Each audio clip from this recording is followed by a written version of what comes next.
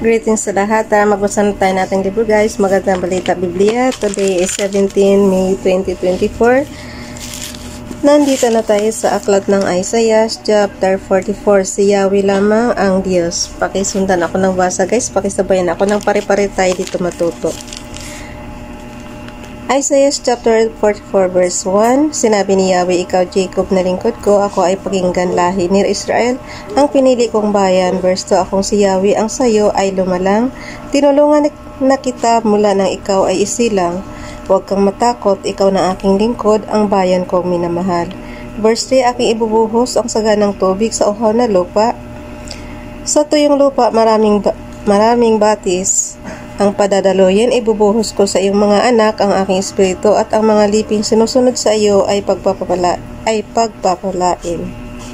Verse 4. Sila ay sisibol tulad ng damong sagana sa tubig, sila ay dadaloy tulad ng halaman sa tabi ng batis. Verse 5. Bawat isa ay magsasabing ako'y kayawi, sila ay dating upang makiisa sa Israel. Itatatak nila sa kanilang mga bisig ang pangalan ni Yahweh at sasabihin, sila'y kabilang sa bayan ng Diyos. Isaiah chapter 44 verse 6. Ang sabi ni Yahweh, ang hari at tagapagligtas ng Israel, ang makapangyarihan sa lahat, ako ang simula at ang wakas, walang ibang Diyos maliban sa akin. Verse 7. Sino ang makakagawa ng mga ginawa ko?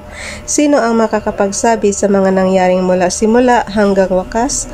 Verse 8. Huwag kayong matakot, bayan ko, alamang sa pasimula pa'y ipinahayag ko na ang mga mangyayari, kayo'y mga saksi sa lahat ng ito. Mayroon pa bang Diyos maliban sa akin? Wala nang hihigit pa sa aking kapangyarihan. Okay, basahin na natin yung Isaiah chapter 44 verse 9. Hinamak ang pagsamba sa Diyos-Diyusan.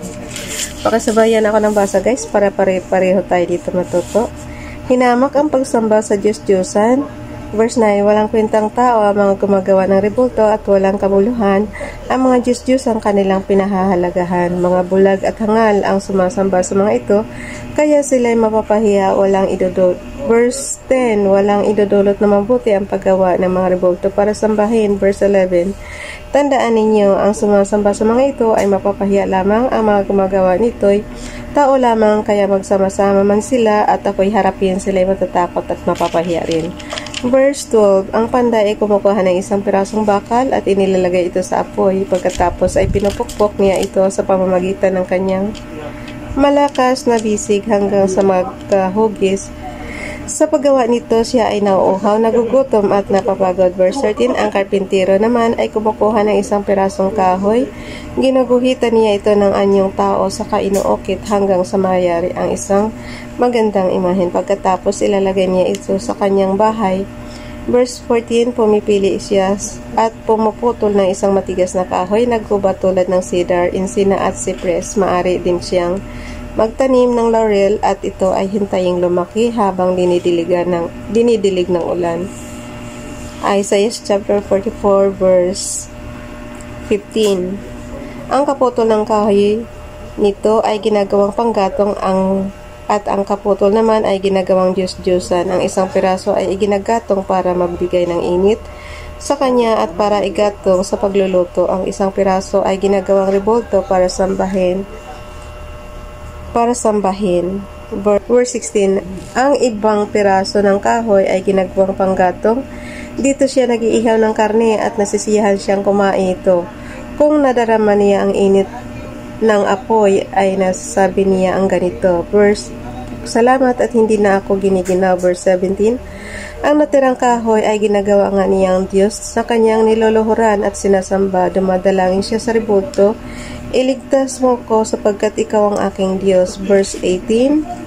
Ang mga taong gayon ay mga mangmang at hindi inuunawa ang kanilang ginagawa. Tinakpan nila ang kanilang mga mata at sinarhan ang isipan sa katotohanan. Verse 19.